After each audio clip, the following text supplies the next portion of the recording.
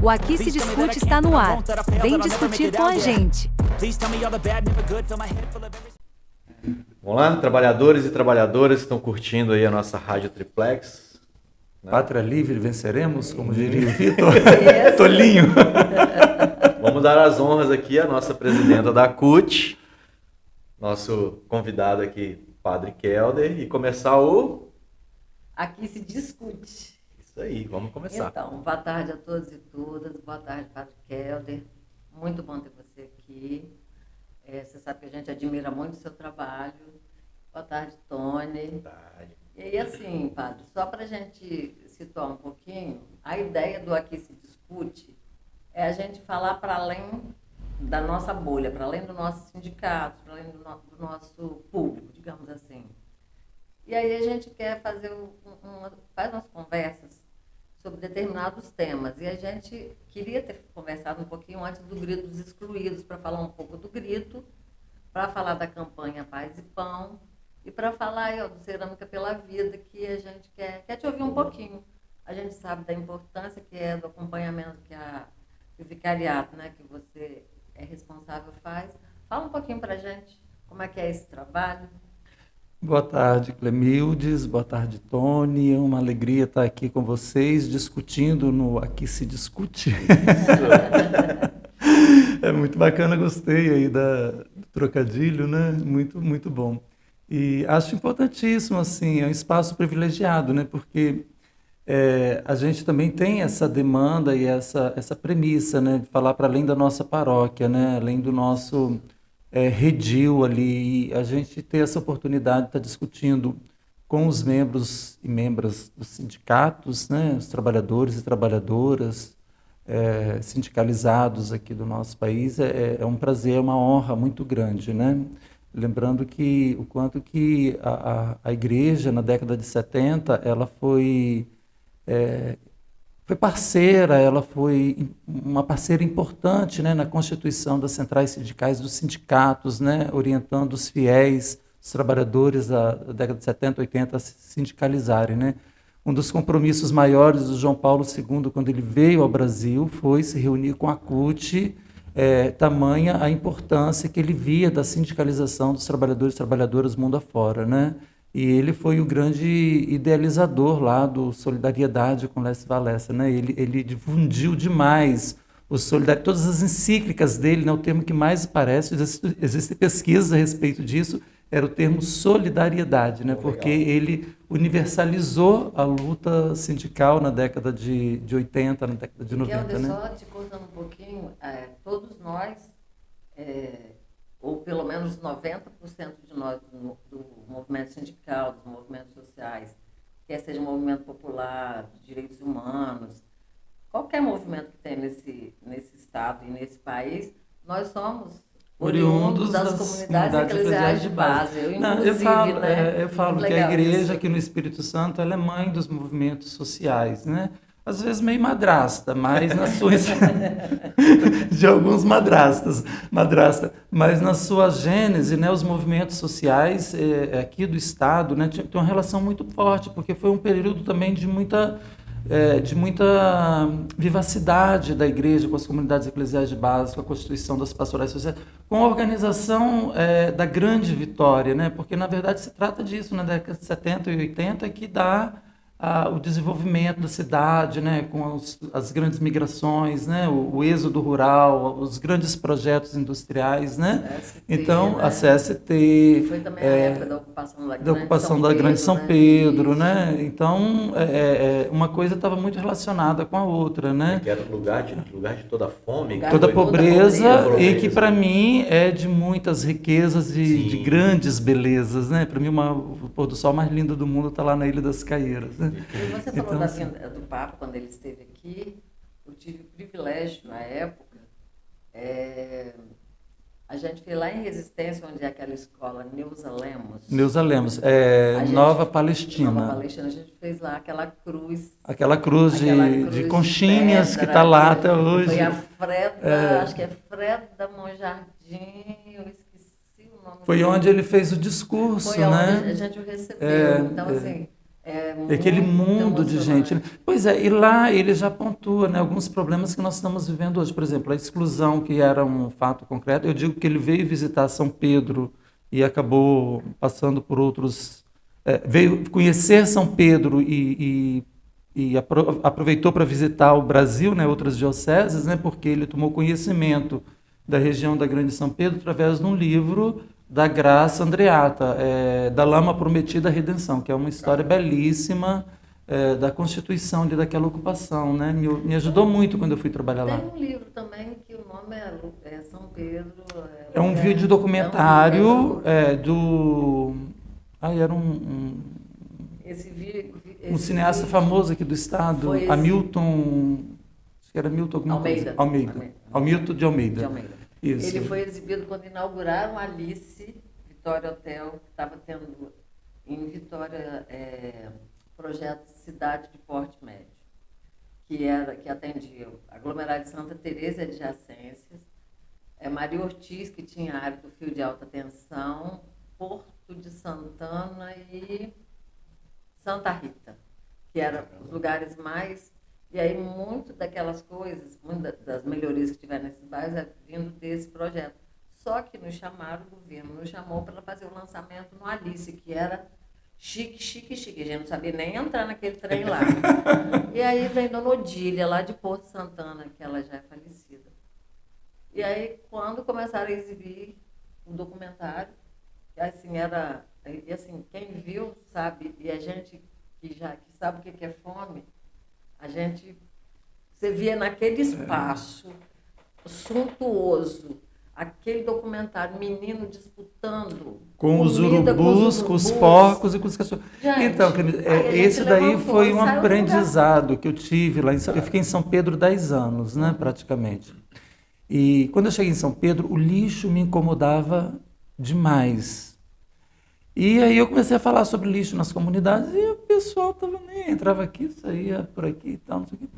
Aí, uns 3 anos depois, 4 anos que eu já estava lá, eu conversando com um senhor que estava até assentando o piso do conjugadinho paroquial que tinha lá, onde eu fui morar, aí ele estava me contando a infância dele, né? E ele relatou justamente isso, assim, como que ele fazia uma comparação da vida dele hoje com a infância dele, né? E ele falava assim que ele cresceu no meio do lixo, disputando comida com os urubus, com os porcos e com os cachorros. Aí eu me dei conta que quem tinha problema com o lixo de São Pedro era eu, porque quem viveu a vida toda do lixo tem aquilo como sua fonte de sobrevivência, não algo que incomoda. Então eu tive que ressignificar o significado do lixo dentro de mim, porque assim, eu que era o estrangeiro ali, não aquela galera que nasceu ali, que conviveu, que teve que disputar com os animais ali a porção de lixo de cada dia, né? O que é algo abominável, né? Você pensar no pleno século XXI, você ter pessoas que ainda hoje, né? E nós voltamos a esse cenário hoje no Brasil, que precisam disputar com os cães e com os urubus o lixo de cada dia, né, é algo que denuncia a nossa incapacidade enquanto civilização, nosso processo civilizatório, né? É muita crueldade. E principalmente em se tratando de um país que é um dos maiores produtores de alimentos do mundo, né? O segundo maior produtor de grãos, né? Então, assim, não é a falta de alimento, é a maldade, né? É falta de amor, e é o amor pelo dinheiro, pelo lucro, né? É a idolatria do lucro, do dinheiro, que faz com que os pobres não tenham acesso aos alimentos, porque esses alimentos não são destinados para os pobres, né? Pensar que no Brasil de hoje nós temos, depois de termos saído do mapa da fome, né, voltarmos para o mapa da fome com mais de 30 milhões de brasileiros e brasileiras passando fome, né, mais de 70 milhões de brasileiros vivendo sob o fantasma da insegurança alimentar, porque só pode fazer uma alimentação diária, a mãe tem que ficar sem comer para dar de comida para os filhos, né? A gente tem que ouvir de uma avó assim, eu estou pedindo ajuda para comprar o gás, não é por mim que eu estou acostumada a passar. Isso aconteceu comigo, né? eu estou acostumada a passar fome, eu estou pedindo pelos meus netos que estão morando comigo, né? Então, isso é muita desumanidade, você viver numa sociedade assim. Que sociedade é essa que nós produzimos, né? Mas eu estava até conversando, desculpa, é porque eu estava até conversando com ele há pouco antes de começar a gravar, exatamente isso, né? Porque o que está se dizendo pelas autoridades, pelo menos pela maior autoridade que a gente tem no país, é que não tem fome aqui no Brasil, né? Chega a ser um absurdo falar que... No país deles, realmente não tem fome, porque eles vivem numa realidade paralela, né? O que eu digo aqui também, quando se fala do enfrentamento ao tráfico, quando vão lá no bairro da Penha, no São Benedito, no território do bem de maneira geral, e prende os meninos de lá. E eu falo assim, mas se o problema é o tráfico, não tem tráfico do outro lado da Leitão da Silva, na Praia do Canto? Por que só os jovens daqui é que são traficantes? E mais... Por que só os jovens das periferias é que morrem e os jovens da Praia do Canto ou dos bairros de classe média alta não morrem? Que distinção do tráfico é esse? O tráfico de lá é diferente do tráfico daqui? Ou eles estão morrendo porque são pobres? Porque na minha leitura estão morrendo porque são pobres. Tem né? outra pergunta que precisa ser feita, padre, que é o seguinte: não são os meninos do morro ganham, que enriquecem. Muito pelo contrário, quem dera que aquele dinheiro que eles movimentam ficasse por lá. Exatamente. Na verdade, o que acontece aqui no Estado, né, e existem pesquisas a respeito disso, o problema, a matança não se dá pelo controle das bocas como se veicula. Se discute, se mata pelo território aqui da Grande Vitória, que é um território bastante interessante para a logística do tráfico, né? Porque tem porto, porque tem aeroporto, porque tem rodoviária, porque é cortado por duas rodovias, né? 2 BRs. Então, isso é muito interessante para o tráfico. Então, eles não estão brigando por boca como quer fazer o poder público, quer fazer a sociedade acreditar. Eles estão brigando pela territorialidade do Estado do Espírito Santo, principalmente da Grande Vitória. E ninguém quer cuidar disso, porque aí isso é enfrentar o capital internacional, né? Porque o tráfico movimenta montanhas e montanhas de dinheiro no mundo inteiro. E hoje, inclusive, determina os rumos políticos das cidades, né? Principalmente das grandes cidades, né? Então, quem paga o pato são os meninos do morro, né? Aqueles que os pais tiveram que disputar lixo com os cães, que estão voltando a disputar agora, né? E também, esses dias eu estava até falando assim para alguém lá na comunidade, né? Eu falo, gente, a gente precisa se dar conta que nem esses meninos que estão do tráfico têm acesso a esse dinheiro, porque eles passam fome também, muitas vezes, né? Você quer ver, Keldo, quando assim, acontece? Que a gente conhece a periferia. Né? Quando um menino desse vai preso, nem dinheiro para pagar advogado eles têm. Então, se fosse uma coisa que eles não têm dinheiro para comer. Para comer, entendeu? Mas assim, eu estou falando, se fosse uma coisa que desse para eles, que colocam a vida em risco, só que não dá para comer, fica criminalizado, a família, e aí parte do princípio que todo mundo que mora na periferia é envolvido, bandido. É bandido. Isso aí. Muito embora, Clemildes, eu também defendo isso. Eu acho que não dá para a gente hoje dizer onde é que o tráfico está e onde ele não está. Né? Eu também acho muito importante a gente ter clareza assim, de que as pessoas que estão, e são pessoas, a gente precisa garantir isso, né? Não são seres extraterrestres, e também o fato de estarem, né, no tráfico não quer dizer que tenham perdido todos os seus direitos, né? Então são pessoas, são sujeitos de direitos. Então assim, essas pessoas, elas nasceram nas nossas comunidades, são filhos das mães das nossas comunidades. Muitos foram batizados nas nossas comunidades. A mãe, a tia, a avó, a madrinha, é catequista da comunidade. Então, não dá para a gente dizer que é algo à parte da comunidade, porque não é. A gente precisa assumir isso e discutir o tráfico numa outra perspectiva, que não seja essa simplesmente de criminalizar aqueles que estão lá na ponta, que pagam a fatura com a vida e com a liberdade, para o enriquecimento de outros, né? Que não estão lá. né? Então, assim, a gente precisa ter muita clareza disso. Assim. Eu falo lá nas comunidades, né? Não dá para a gente dizer, esse é do tráfico, esse não é do tráfico, esse pertence à comunidade, esse não pertence. Para mim está tudo junto e misturado. Não, né? Kelder, mas olha só, está tudo junto e misturado, eu concordo com você. Agora, pelo fato de ter o junto e misturado, o poder público... Claro, ele trata, mas aí ele quer criminalizar... Então, mas aí não é uma questão do tráfico, aí é a lógica criminalizatória da sociedade e do poder público que quer passar uma sensação de segurança. Eu detesto esse termo, sensação de segurança, eu acho isso horrível, né? Para classe média alta. Então, eles têm que fazer as incursões na periferia, porque ali estabelece, como eu falo assim, no Leitão da Silva tem um muro invisível. Ali estabelece, olha, vocês podem chegar até aqui, daqui para cá vocês não podem passar. Então, se vocês estão se matando aí, isso é problema de vocês. Eu queria só fazer uma observação. Você falou do Leitão da Silva. Eu trabalho nos Correios e a gente tem uma agência ali no Leitão da Silva, onde era o antigo valão. Não sei se você já viu lá, foi construído na frente da agência uma cerca, um meio muro com uma cerca, né, uma grade. E ali foi assim, estalou o dedo, aquilo já construiu, principalmente para quê? Dar uma limpada, tirar aquele pessoal que estava em situação de rua ali da frente. E eu acho um absurdo, a gente está falando de coisas que chamam a atenção.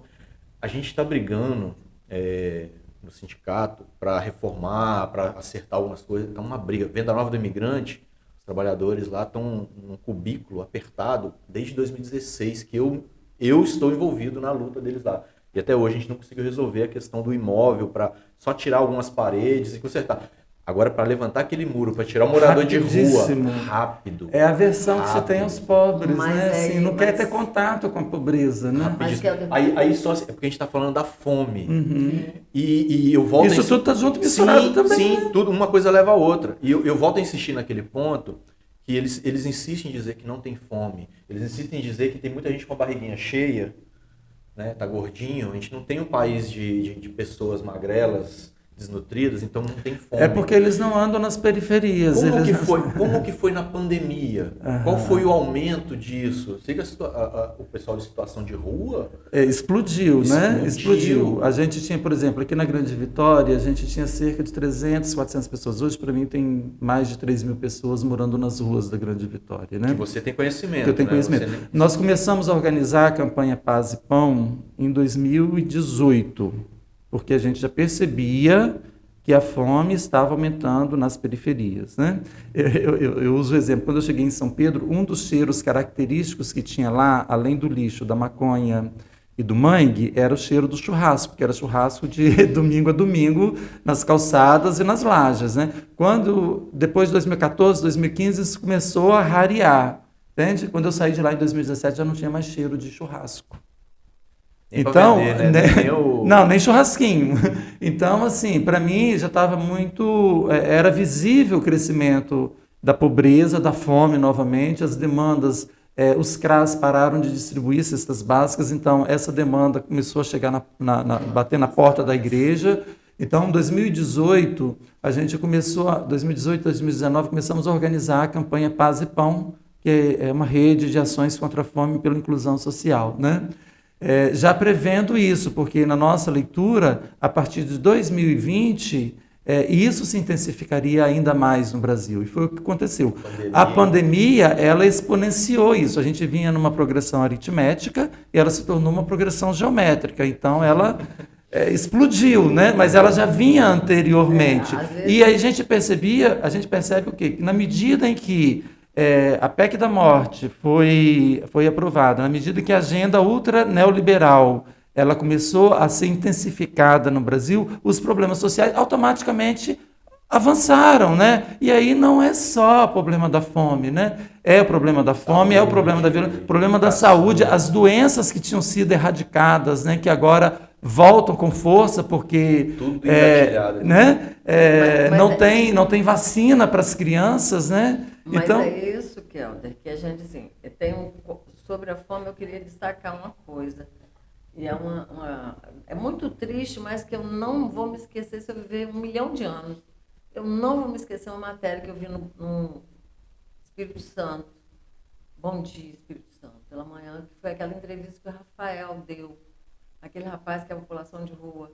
Ele falando da Pedindo apneia da pra fome, gente, né? Pedindo para quando as pessoas jogarem comida no lixo, para colocar numa sacolinha separada, porque para eles não Aquilo tem não tem problema se está azedo, se está estragado, não tem problema, porque eles fazem a apneia alimentar, eles jogam a comida, eles só E não engolem respiram, que eles não respiram, porque para eles já foi tirado o prazer de sentir.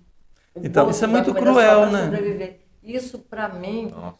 Helder, é a coisa que dói mais, que eu conheço a dor da fome. Uhum. E a dor da fome, ela não te tira a força física, ela te tira a dignidade. A ponto de, se você estiver com fome mesmo, alguém jogar, cuspir em cima, sapatear, você vai lá e lambe e come. Porque a fome dói demais. É muito cruel. E assim, o que a gente precisa destacar é que isso não é uma responsabilidade da igreja, não é uma responsabilidade do sindicato, das centrais. Isso é um direito constitucional, isso né, é um direito Cleildes? constitucional Básico, e é básico. responsabilidade da sociedade como um todo. Como um todo, claro. Sabe? Por isso que a gente precisa ter... Você falou que de 2018 que começou a Paz e Pão. A pandemia em 2020 só potencializou realmente. Só potencializou. E tem gente que diz, não tinha crise. Não, a crise é começou com a anterior. pandemia. Não. Óbvio que A não. crise, inclusive, já em 2020, eu vi esses dias uma pesquisa, eu não lembro qual foi o instituto, mas em 2020 já estava saindo do mapa da fome, já estava voltando para o mapa da fome. Né? Então, antes da pandemia, a gente já estava lidando com esse drama. E o curioso é que se você casar essas coisas, você vai passar por aí pela PEC da morte. É que é ali que começa, né? Você passa a reforma trabalhista, né? É porque sempre que você fala... A precarização do trabalho, sempre quando né? fala PEC da morte, eu gosto de falar para quem estiver nos assistindo. Ah, é verdade. Qual que é o nome que eles dão para a PEC da morte? O nome oficial. É o PEC do teto dos teto gastos. dos gastos. Teto dos gastos, olha, gastos com os pobres, né? Gastos, Não é, isso. não investimento e direito dos pobres, né? Saúde, Dos direitos educação, sociais, né? Então eles falam assistência teto dos social. gastos, mas não falam dos gastos, mas não tem limite para os gastos dos coronéis que estão ganhando R$1 milhão por Remuneração. mês, quando 30 milhões de brasileiros estão passando fome. O que eu faria com R$1 milhão, né, investindo em cestas básicas aí para a população, né? E tem Esse né? Porque são vários que estão com o teto salarial altíssimo, né? Desculpa a minha ignorância, mas eu acredito que não dá nem para mensurar ainda os impactos na vida principalmente o trabalhador mesmo de base ali, porque às vezes ele não tá passando a fome, mas o salário dele está tão precário, está tão desvalorizado, que ele não consegue uma alimentação saudável. Ele não consegue alimentação saudável, ele não consegue acesso a um lazer, ele não consegue a vestimenta adequada para a família, entende? Ele não consegue pagar a conta de água e de luz ao mesmo tempo, ele não tem acesso à internet, ele não tem acesso a uma educação com qualidade, porque não pode comprar livro, não pode comprar caderno. Esse ano a gente fez na campanha de fraternidade. Não dá para se discutir a fome sozinho. Não né? dá, é uma rede, né? É tudo muito interconectado, esses dramas. O drama que o pobre vive, né? Por isso que, assim, passou o grito dos excluídos, mas o drama da exclusão, ela permanece, né? Como também permaneceu nos governos anteriores, né? Eu estava até falando esses dias. Há 28 anos nós fazemos o grito dos excluídos, porque vai governo e vem governo, e a exclusão, ela permanece no Brasil. É fato que, nos últimos 6 anos, isso aumentou radicalmente, né? Mas foi potencializado. Agora, e principalmente com essa implementação aí do teto dos gastos, das reformas, a precarização do direito do trabalhador, né? E outras desgraças mais aí na vida do povo, né? Mas nós, assim, enquanto sociedade, temos que estarmos sempre alertas, sempre unidos e sempre discutindo, né? Porque, assim, é claro que Jesus fala isso, né? Pobres sempre havereis entre vós, né? Então a gente tem que estar sempre atento para que não haja a exclusão, mas cada vez mais as políticas sejam inclusivas. E não aconteceu o que aconteceu no Brasil, que é o pouco que a gente tinha conseguido ao longo de 20 anos, 15 anos, né? Retrocedeu a períodos de 30 anos. Você falou aí do Evangelho, né? Quando tem um pessoal que gosta muito de falar ao pé da letra. Aí eu me lembro, eu criança, Sermão da Montanha. Aí tem aquela partezinha lá, felizes os pobres. Porque deles é o reino dos céus, né? A minha mãe ficava tentando me convencer disso. Mãe, mas esse negócio de reino do céu tem comida? Não precisa acomodar, porque se não. tiver, tudo bem, mas eu queria comida aqui agora. Não precisava ser no reino do céu. E aí, infelizmente, tem gente que, religiosos mesmo, que pega isso ao pé da letra, para convencer então, a gente. Na verdade, a crítica que Cristo está fazendo a um sistema que exclui, né, sim. de idolatria ao dinheiro, né, e não do olhar para o outro, para a dignidade que o outro possui enquanto imagem e semelhança de Deus, que é o retrato do Brasil de hoje, né? Eu estava lembrando de uma charge, né, que eu vi sobre isso, né? Uma mãe faminta lá, magérrima, com a criança também, famélica, lá no colo, assim, e a criança olha para a mãe e fala assim: mãe, no céu tem fome? Que é isso, né? Assim, se você está com fome, como é que você vai falar de Deus para quem está passando fome, meu Deus do céu? Mas aí, Kelder, a gente fala que está tudo interligado. Aí veio a questão da reforma trabalhista, que privilegiou o negociado sobre o legislado. Então, você negocia o que você... com o patrão, quem é a parte... Eu sou o empregado, você é o patrão. Vou te pedir um salário X, você vai falar, olha, eu vou te dar 20% desse X aí. Se eu não tenho... É a mesma coisa, Clemilda. Se você está com seu filho passando fome dentro de casa, não consegue trabalho e você vê oportunidade no tráfico, você vai deixar seu filho morrer de fome? Claro que não. Entende? É óbvio que não. Para mim, a equação é muito simples, né? É isso. E as pessoas são muito incoerentes, eu diria hipócritas, porque faz determinadas leituras e não tem a compreensão que, por exemplo, por que a educação nossa é de péssima qualidade? Por que não se investe em educação nesse país? Primeiro que quanto mais sem educação, sem conhecimento a pessoa for, mais fácil de ser manipulada. A pessoa se sujeita, né? a qualquer salário, aceita qualquer coisa. E a questão, aí vem, você por isso não a consegue importância educar, dos sindicatos, né? Isso, para fazer as reivindicações e para fazer esse papel de sindicato cidadão, Kelder, que eu penso... Aí e de organização mesmo. Você está falando que a gente precisa se unir, e é exatamente isso, não tem outra receita, não dá para você puxar a corda para um lado, o sindicato puxar para o outro, todo mundo precisa puxar a corda para a mesma direção. Precisa ter um pacto social nesse sentido. Exatamente, né? porque senão nós estaremos fadados ao fracasso. E assim... E eles ao sucesso. Ao sucesso. Kelder, você me falou uma coisa, não me falou, mas eu estava ali na beira e você comentou, aí muito tempo atrás, a gente estava até levando algumas cestas básicas lá, da doação, e eu não lembro exatamente a frase, mas foi uma coisa que me marcou, que a gente estava comentando sobre o pessoal na rua, situação de rua, em relação à cachaça, à droga. Você falou assim, cara... Se eu estivesse morando, claro, eu também usaria, gente. Como é que você vai enfrentar o frio, o medo, a solidão de cara ali? Eu acho que é importante discutir uma isso. Uma vez eu fui na visita, na inspeção no presídio, lá em Viana, até com o juiz da vara de execução, né? Era uma equipe interdisciplinar que ele montou.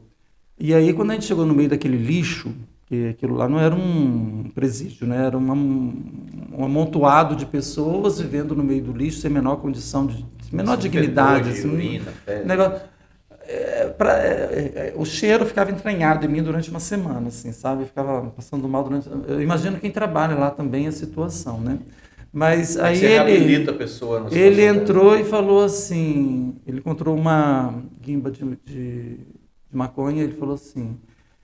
se eu viesse viver num lugar desse, no primeiro dia eu fumava um baseado. No segundo dia eu daria um teco numa carreira de pó. No terceiro dia eu daria um tiro na cabeça, porque eu não conseguiria viver num lugar assim. E é nessas condições que muitas pessoas vivem. Para mim a mesma coisa é a rua. Se você não tiver algo que anestesie a sua Tire, né, dor aquela física e a sua fome, o frio e o medo, né, gente? Porque você está ali completamente exposto, né? Então, como é que você vai enfrentar isso tudo? Né? Tem que estar com a cara, tem que estar chapado mesmo, não dá. E aí, me desculpe quem acha que nóia é porque é vagabundo, é porque. Não é não, gente, é questão de sobrevivência nesse mundo cão que a gente vive hoje. Nessa sociedade que nós, bonitinhos e bem alimentados, formamos e que legitimamos e que alimentamos. Isso é fato. Tem algumas pessoas, lógico, acaba indo para lá porque viciou no crack, perdeu tudo, mas vira aquele círculo vicioso que a gente falou, né? Que ele tá ali, não consegue as sair. causas são inúmeras, é uma questão muito complexa hoje, né? E cada caso tem a sua especificidade e precisa ser tratado e abordado desta forma. Não dá para a gente generalizar as causas pelas quais alguém vai morar na rua. Por exemplo, nós temos lá o Toninho, que é uma pessoa queridíssima na comunidade, tem um transtorno. A família não dá conta de lidar com transtorno, a comunidade também. A gente já tentou, já acionamos a justiça, ele já ficou internado, voltou, saiu do tempo de internação e agora nós estamos lá tentando reformar a casa dele, mas a gente sabe que a gente vai reformar e ele não vai ficar. Entende? Porque ele tem esquizofrenia, né? E se ele não tiver ali o cuidado 24 horas por dia, ele se descuida e volta. Então, assim, são muitos os fatores que estão por detrás disso, né? O problema é que a gente acaba querendo ver o ser humano como se fosse uma massa que pode ser trabalhada genericamente. Mas eu costumo dizer que cada ser humano é um universo. É um universo. Entendeu? Os judeus, isso é da teologia judaica, hebraica, né? Como é que quando você... cai um ser humano, um universo morre, né? Porque você tem a totalidade do universo. E isso é ser imagem e semelhança de Deus, né? Legal. A gente discute teologia também aqui. Não discute. Fala mais sobre qual projeto? Paz e Pão? Então, Paz e Pão é a gente percebendo essa dinâmica, né, das periferias. Eu sou padre há 23 anos na Arquidiocese de Vitória. Hoje eu estou na coordenação do Vicariato para Ação Social Política Ecumênica da Arquidiocese e trabalho hoje também na Paróquia Santa Teresa de Calcutá, né? Em Tararé. Então, o vicariato foi criado em 2018 com a chegada do Dom Dario, né, que é o novo arcebispo. Agora não mais novo, né, já tem 4 anos que ele está aqui, 5 anos que ele está aqui, então ele criou o vicariato, né, e como a gente já vinha acompanhando esse desenvolvimento da fome nas periferias, uma das ações que a gente começou a elaborar, a planejar, né? A gente estava falando antes de planejamento, né, Clemildes? Então, assim, a gente constituiu um grupo interdisciplinar também muito bacana, com a Lindo, que é economista, a Terezinha, pedagoga, Marlene, pedagoga, Ana Petroneto, assistente social, a Gil, assistente social, a Denise, socióloga, enfim, uma galera muito bacana, assim, o Dante, que é economista e engenheiro, uma galera muito... O Milton, né, que faleceu, que era da educação popular, o Milton Simonetti, né, muito querido, assim, era um entusiasta da campanha, e morreu justamente no dia que a gente lançou a campanha na Festa da Penha, foi um baque muito grande para a gente. Enfim, a gente juntou uma galera e começamos a refletir sobre isso, né, e elaboramos um projeto alicerçado em 3 eixos, né? Porque a gente entende que não dá para trabalhar numa perspectiva meramente assistencial ou interesseira, né? Como acontece em anos eleitorais, né? Agora com o Auxílio Brasil, né? A gente vê descaradamente o uso de recurso público para fazer campanha política, né? Então, assim, o primeiro eixo é a formação e a espiritualidade, né? Que é algo muito caro para nós, de igrejeiros, né? Como somos criticados, chamados aí fora, preconceituosamente chamados, né? Pelos não igrejeiros. Eu sou taxada de igrejeira. Eu sei, mas com muito orgulho, né? Beata igrejeira. Então, assim, o eixo formação e espiritualidade, ele é muito importante, porque justamente para discutir as causas, as origens, né, da fome, né? E já desenvolvemos várias modalidades de formação, tanto virtual quanto presencial, com essa temática, né? Partimos, inclusive, da perspectiva do Papa Francisco, que estava organizando um encontro mundial com jovens economistas para discutir economia do mundo, né? E aqui no Brasil se criou a economia de Clara e Francisco, a partir da economia solidária e de outras iniciativas, né? Que se contrapõem a essa hegemonia liberal do mercado, né? Então, esse é o primeiro eixo. O segundo eixo é a assistência imediata a quem tem fome, porque quem tem fome, como dizia Betinho, tem pressa, então não dá para ficar esperando e terceirizando responsabilidade. E aí esse eixo é a gente levantar recursos e fazer parcerias. Então, estou aqui com a camisa Cerâmica pela Vida, né? Que é uma iniciativa muito bacana dentro desse eixo de parcerias. Foi um grupo, uma ceramista, né, que dava aula lá discutindo com a galera que fazia cerâmica lá com ela, muito incomodada já durante a pandemia, o que fazer, né, para colocando à disposição. Ela é funcionária do Banco do Brasil aposentada, né, a galera que começou, a maioria deles do Banco do Brasil aposentado. Então tiveram a ideia de fazer um leilão, isso lá em 2020. Hoje já está 70 leilões. Show, hein? Entendeu? Só o Cerâmica pela Vida arrecadou 5.000 cestas básicas, né? Nós distribuímos cerca de 50.000 cestas básicas ao longo de 1 ano e 8 meses. E 1 ano e 4 meses. Então, assim, e os sindicatos, né, durante a pandemia, aí, vocês ajudaram muitíssimo, né? A CUT fez a campanha, como é que era o nome? Campanha solidária. Não, mas tinha um nome. Como é que era? Alguma coisa. Me remetia à música do Cazuza. Covid. Não, gente, eu tive Covid, eu realmente esqueço, peraí. Bom, mas a CUT fez uma campanha bacana com sindicatos, vários outros sindicatos. O Sindibancário tem sido um parceiro muito bacana. Eles têm contribuído, né? O Sindibancário tem contribuído já há mais de 2 anos com uma quantia fixa que a gente destina para a população de rua, né? Tem ajudado muito a gente. Começou lá com a Cozinha Solidária, depois se expandiu para a população de rua. E o Sindipetro, né? A própria Petrobras também tem sido parceira, assim, destinou agora 600, durante 4 meses, 600 botijões de gás lá para o povo, né? Então, e mais 600 cestas básicas durante 3 meses. Então, assim, são vários parceiros, a gente já movimentou cerca de quase 4 milhões de reais, considerando a totalidade, né? Então, e isso tudo revertido para a alimentação, para o enfrentamento à alimentação. Então, o Grupo Cerâmica pela Vida, que eu estou aqui fazendo propaganda, é um dos parceiros permanentes da campanha Paz e Pão, né? Como é que a gente faz, Kelder, para participar? Então, Cerâmica pela Vida é entrar no Instagram do Cerâmica pela Vida, e tem lá nos comentários, você escolhe a peça e dá o seu lance, né? Tem um lance mínimo que é fixado pelo artista, né? Pelo artesão, e as pessoas vão lá e a partir dali a cada R$10, né? O lance mínimo acima de...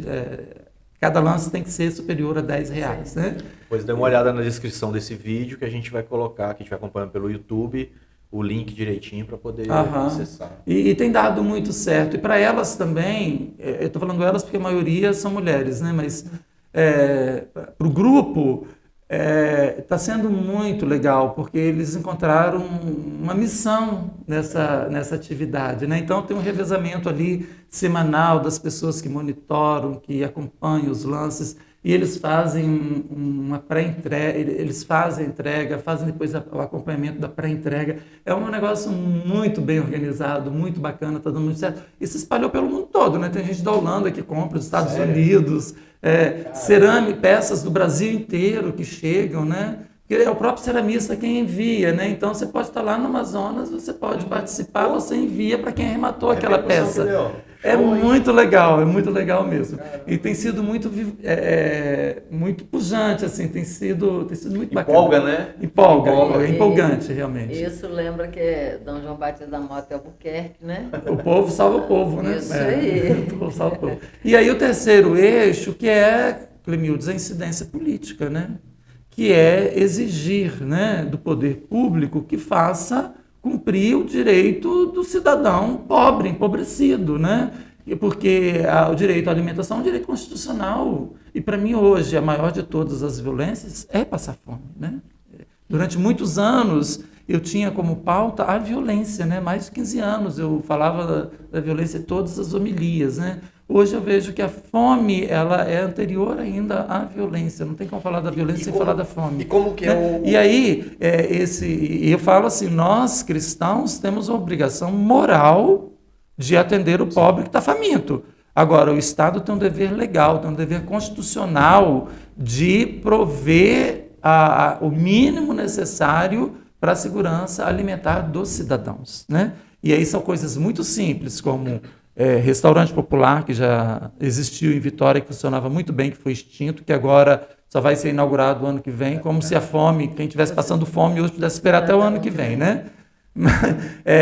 Bancos de alimentos, bancos de alimentos, né? Bancos de alimentos, cozinhas comunitárias, tudo isso o poder público pode implementar. Distribuição, inclusive, de cestas básicas, né? Tá hoje aos cuidados da gente. Tem recurso. Cadê o fundo de auxílio à pobreza? Onde que está sendo investido esses recursos? Onde que estão sendo investidos esses recursos, né? Então, assim, um monte de gente famélica aqui nas ruas e guardando dinheiro não sei para quê. Quer dizer, a gente sabe para quê, né?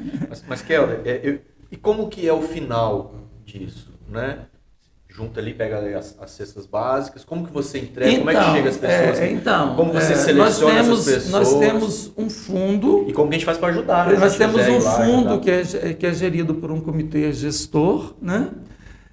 E que ele determina quanto que tem a cada mês e quanto de cesta que a gente vai comprar. Nós temos conseguido comprar, assim, manter uma distribuição mensal de pelo menos 2.000 cestas básicas. E alimento já pronto? De alimentos. Já cozido? Já. A gente faz para Pop Rua, já fizemos cozinha solidária também no auge da pandemia, né?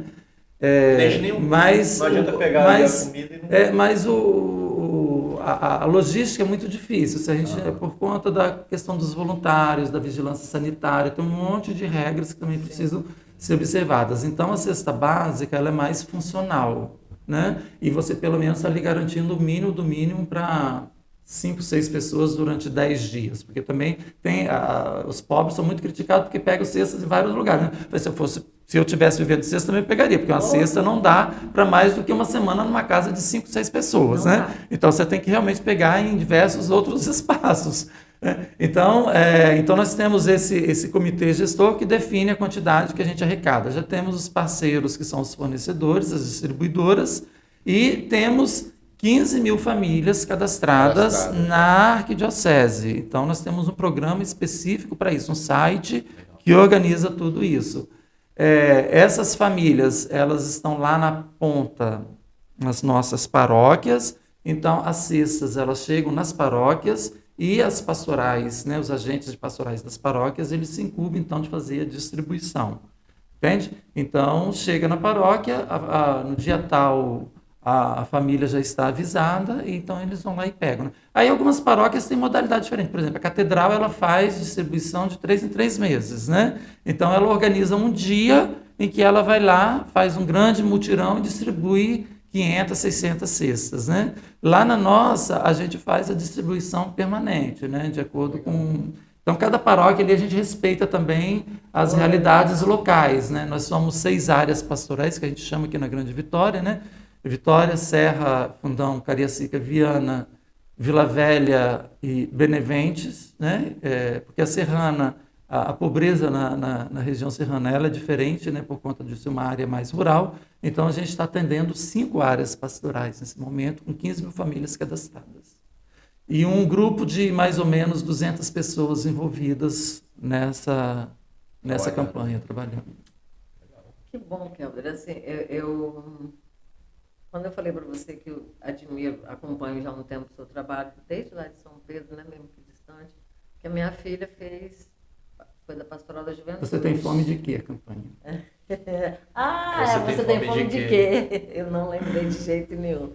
Então, e realmente essa é a pergunta, né?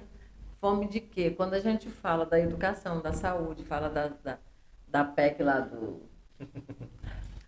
da pandemia, quando foi recusada a compra de vacina, quantas vidas foram perdidas. Essas famílias não terão essas pessoas de volta. Nunca mais. Né? E aí não foram pessoas, parecia que eram números, né? Mas são não eram, pessoas, são né? São sonhos, são vidas, né? são amores, sentimentos, né? são amores. Então, assim, É isso. lamentavelmente, eu queria estar te chamando aqui para discutir, para falar de coisa boa, de falar do sucesso do grito, do envolvimento das pessoas, de como nós fizemos o grito dia 7, que reflexo tem isso na vida das pessoas, né? Para melhorar, para não ter mais fome. Mas, lamentavelmente, a gente não tem. Isso não é possível porque a gente tem uma política de exclusão. Nós vivemos no meio de um projeto de necropolítica, é política de morte, é política de vida plena para alguns poucos e política de morte para a maioria, né, da população. Vida para esses que dizem que não tem fome, porque pode pegar. Isso é necropolítica.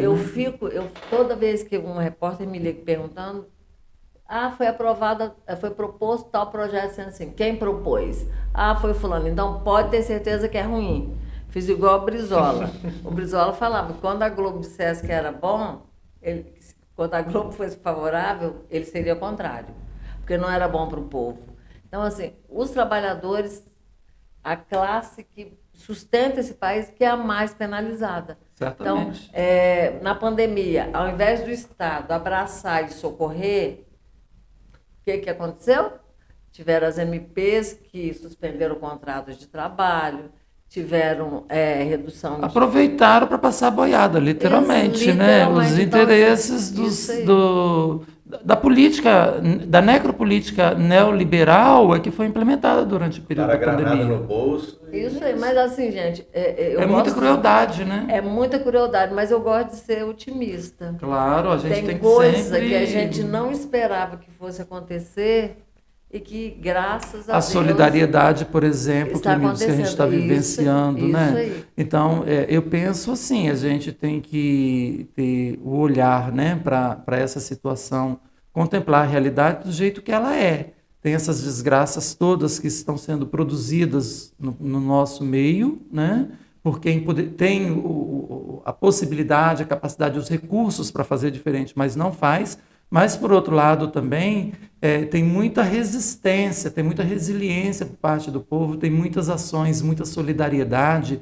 E eu acredito, né, que nesses momentos mais duros, a graça de Deus se manifesta justamente nessas realidades, nessas situações lá no meio do povo, né? E isso para mim está acontecendo e para mim é muito visível. Quando a gente consegue, né, apesar de toda a conjuntura que nós estamos vivendo, fazer um grito dos excluídos, como foi organizado o grito deste ano, com mais de 60 instituições participando da organização, e depois ver toda aquela alegria, toda a diversidade colorida que a gente colocou na rua no dia 7 de setembro, com respeito, e todo mundo... Um incidente, então, e há 30 anos que a gente faz isso sem nenhum problema, nós nunca tivemos nenhum conflito, nenhuma situação que desabonasse ou que colocasse em risco a segurança do nosso povo, né? Então, isso para nós, Clemildes, assim, é sinal da graça de Deus, é o Espírito de Deus agindo através dos pobres, né? Claro, e tem uma coisa, Kelda, que durante a Festa da Penha, nós fizemos uma grande movimentação, a gente pretendia arrecadar 1 milhão de toneladas de alimentos. Nós não conseguimos 5 toneladas de alimento. Foi vexaminoso. Porque houve boicote, porque não houve motivação, porque o povo não quis e tal. Foi? Festa da Penha, na última Festa da Penha. Mas aí a gente mobilizou mais de 300 pessoas que estavam trabalhando na arrecadação, com caminhões espalhados pela Grande Vitória toda. Mas teve uma coisa que chamou a atenção e que eu falei assim, olha, esquece tudo de ruim que aconteceu, a campanha não foi um fracasso. Um morador de rua saiu correndo atrás de uma pessoa que estava recolhendo alimento para entregar pacote de miojo que ele tinha. Para mim, isso compensou todo o esforço que a gente teve para arrecadar aquilo que a gente arrecada no final de semana numa missa. Entende? Enquanto as pessoas estavam dando o que estava sobrando, ele deu o necessário como a viúva do Evangelho, entende? Isso foi lindo demais, assim, marcou muito a campanha. Então a gente percebe que nessas desgraças que a graça de Deus é como São Paulo diz, onde abunda onde o pecado é grande, a graça é superabundante, né? Porque é através dos pequenos do resto de Israel que se dá a reconstituição do povo de Deus, né? E ele não veio para os grandes e poderosos. Aliás, Maria diz isso, né? Maria diz isso quando ela se encontra com Isabel lá. Ele tira do trono os poderosos, ele eleva os humildes, ele despede os ricos sem nada e sacia de pão os famintos, né? Então, isso, e é isso que o Papa Francisco está trazendo de novo para a igreja, né? Colocar o pobre como um lugar, como fonte primeira de revelação. Nós, igreja, temos que aprender com os pobres sobre Deus. Mesmo que não seja um pobre que seja da nossa comunidade ou que professe alguma fé. Mas eles têm muito a nos ensinar sobre Deus, simplesmente porque são pobres. As pessoas procuram Deus em lugares tão diversos, né? De formas tão diferentes. De perceber Tá do que lado, Deus né? está aqui, está aí, né? A gente deixa de pensar É isso. aquele que é, né? Eu sou aquele que sou, ele disse para Moisés. Né? Então, Kelder, não vai fazer o Aqui Se Discute e me fazer chorar. Eu sou o maior chorona. Aqui se discute e se chora também. Se chora também. Porque eu acho que a discussão tem que ser feita com emoção, Sim, né? Aliás, sim. Santa Teresa diz isso, né? Agora está sendo usada aí para justificar uma pauta medonha do aborto aí, né? Enfim, uma coisa, como que se apropriam, né? De falas, né? E descontextualizam e fazem um salamaleque danado. Mas ela dizia assim, não importa a quantidade ou o tamanho do que você faz, o que importa é o quanto de amor você coloca. Entende? É o quanto de emoção, é o quanto que é o Cerâmica pela Vida, né? Sim. Eles estão fazendo com tanto amor que o troço está aí há 2 anos. Estou me comprometendo aqui, eu vou entrar agora quando terminar essa gravação, porque toda vez que eu falo... Não, mas aí o leilão hoje começa às 18 e vai até amanhã às 18. É? Uhum. Vou entrar. Hoje sexta-feira tem. Mas assim, Kelder, acho que a gente precisa... Acho não. Quais dias que tem? Começa sexta às 18 e vai até o sábado às 22. Legal. Acho que a gente tem um compromisso, assim, de tentar, quem somos nós, né? Mas assim, de procurar fazer algumas formações, de mostrar para as pessoas a importância que tem elas se envolverem. Sim, a campanha Paz e Pão, o eixo formação é para isso, né? Não, a gente está trabalhando, não é com uma perspectiva escolástica de que a gente fala e o aluno está ali absorvendo. Não, é como construir junto um processo formativo, inclusive de formação de consciência crítica, né? Disso que eu estou falando, porque assim, e aí não tem jeito de não falar, Kelder e Tônia, a gente está num momento muito importante. Não estou falando, porque às vezes as pessoas falam assim, não quero saber de política. Eu acho que a gente não precisa estar enfiado. As pessoas podem escolher não ter política partidária, mas a vida é política. Você precisa discutir... Vou te mandar a homilia de domingo sobre Santa Teresa de Calcutá, né? Eu falei justamente sobre isso, assim, um dos aspectos, porque todo mundo fala da Santa Teresa cuidando lá dos pobres e não fala, e da espiritualidade dela, mas não falam da dimensão política que ela teve. E eu disse lá com todas as letras, ninguém ganha o Prêmio Nobel da Paz por rezar o terço 3 vezes ao dia ou por fazer comunhão diária, mas por fazer política, entendeu? Você não precisa ter uma política, pertencer a um grêmio político, a um partido político, mas a política, ela é fundamental, ela é inerente à nossa vida como a nossa fé, e é uma dimensão da nossa fé, inclusive, né? Jesus não foi preso porque morreu de dor de barriga ou de Covid sem respiração, né? Ele foi condenado, foi sentenciado, foi criminalizado à morte de cruz, como inimigo público do Estado romano, do Império Romano, porque era considerado subversivo, numa tramóia, numa maquinação das autoridades judaicas lá, com os fariseus, os doutores da lei, os saduceus, mais até os saduceus, né, que eram Anás e Caifás, eram saduceus. Os saduceus eram o sumo sacerdote, os fariseus eram os que eram responsáveis pelas escrituras, né, pelo ensinamento do povo, pela catequese do povo. Agora, o templo era responsabilidade dos saduceus, né?